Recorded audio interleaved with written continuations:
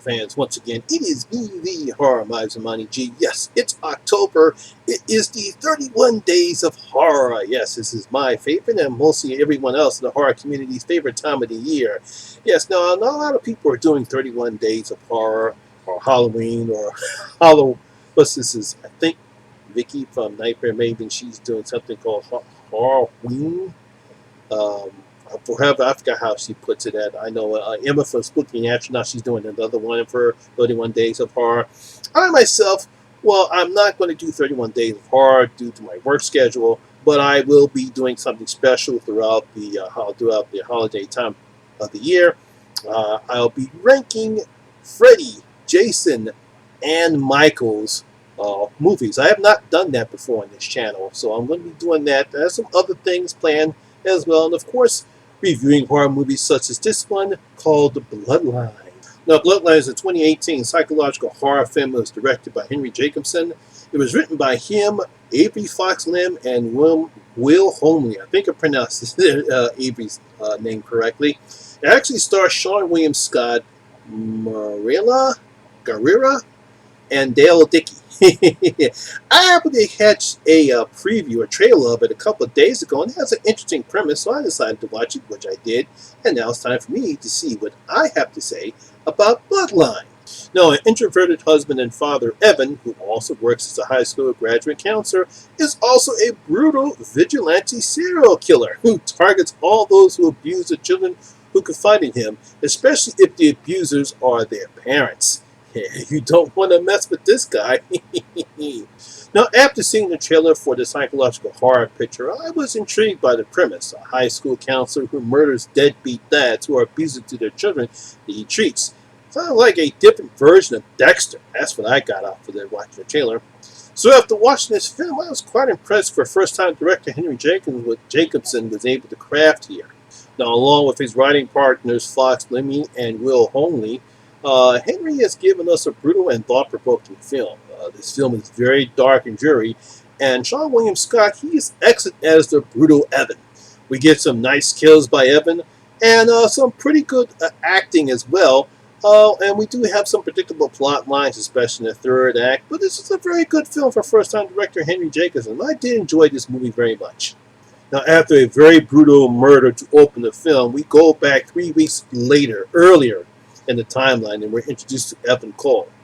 Now, he is a counselor for a high school. We see him talking to some students as they're talking about the problems they're having with their fathers.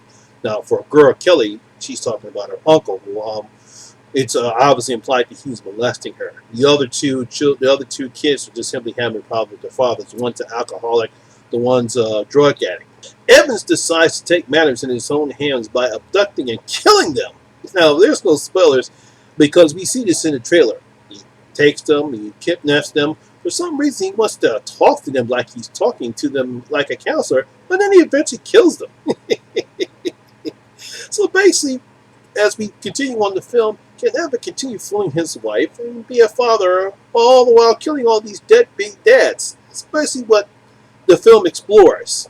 Now, the first thing I like about this film is how dark and dreary Henry has shaped this film. He's filmed it with really very little light.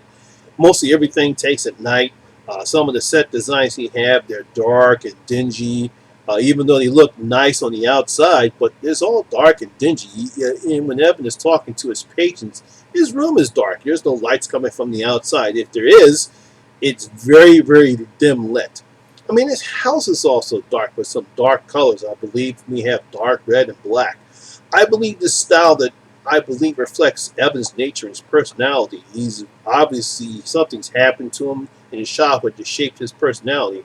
But it also creates a very dreadful atmosphere for the film, and it works very well. I really enjoyed the setting and the atmosphere. Now, I simply love Seann William Scott's acting in this film. His deadpan expressions show how Evan is a true sociopath, and he even though believes that the murder he's committing helps his patients. I mean, in some of the scenes, like I said earlier before, he actually talks to them just like they're patients, like there's something wrong with them. And they truly are. There's something wrong with them. On the other side, he does love his wife Lauren and their son Arthur. I like how the fact that even though he still keeps that deadpan expression, but you can see that he actually does love them. Another thing I liked about is his relationship with his mother, Marie. Now, there are some secrets regarding their relationship that's revealed in flashbacks, which might explain Evan's homicidal tendencies. I won't reveal what they are here, but I actually thought it was quite fascinating to look at those flashbacks, and there is a twist that comes into play as well.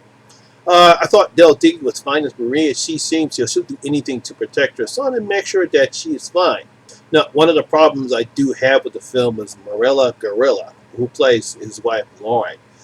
For some reason, I don't see any chemistry between her and Seann. And I don't know if that's coming from the script or her performance, but they don't lack any chemistry together. We don't get anything from her to make the audience feel sorry for her character. I mean, all she does is complain about Marie watching TV while watching the baby and look pretty, but she really doesn't do anything for the film. Now, we do have some nice and brutal killings here, and Henry and the filmmakers pull no punches with them. They are very bloody, and they're gory with some pretty good practical effects. So, some gorehounds, if you're interested in watching these, you might be satisfied with that. So, despite a somewhat predictable ending and lack of chemistry between the two leads, I really enjoy Henry's first outing as a director, and I believe we'll be seeing Seann William Scott in more horror movies as well, because I thought his performance was the best. It was the best thing about this film, and it carries the film. Without his performance, this would just be maybe a bit wholesome or ho-hum.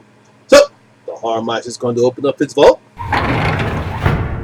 and I'm going to give Bloodline 3 out of my 5 gold coins. That's going to give it 3 out of my 5 gold coins. Yes, I thought it was a very surprising how good this film is, and of course, Seann William Scott really does well. He's the man that he definitely makes this movie work.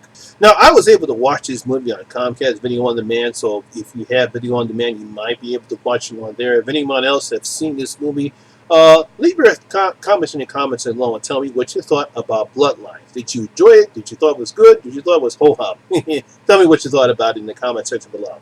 But that's my video for today, guys. Hope you did enjoy it. And if you did, please give it a thumbs up. And this is your first time here, please hit that subscriber button and ring that notification bell. That way you can come and enjoy the horror experience with me, the Horror Miser Monty G. And as always, all my social media links will be down in the description box below as well. Once again, my name is Lamont Smith, better known as the Horror Miser Monty G. And always remember, all the rules. Vince, take us home. We're out. Ha ha ha ha!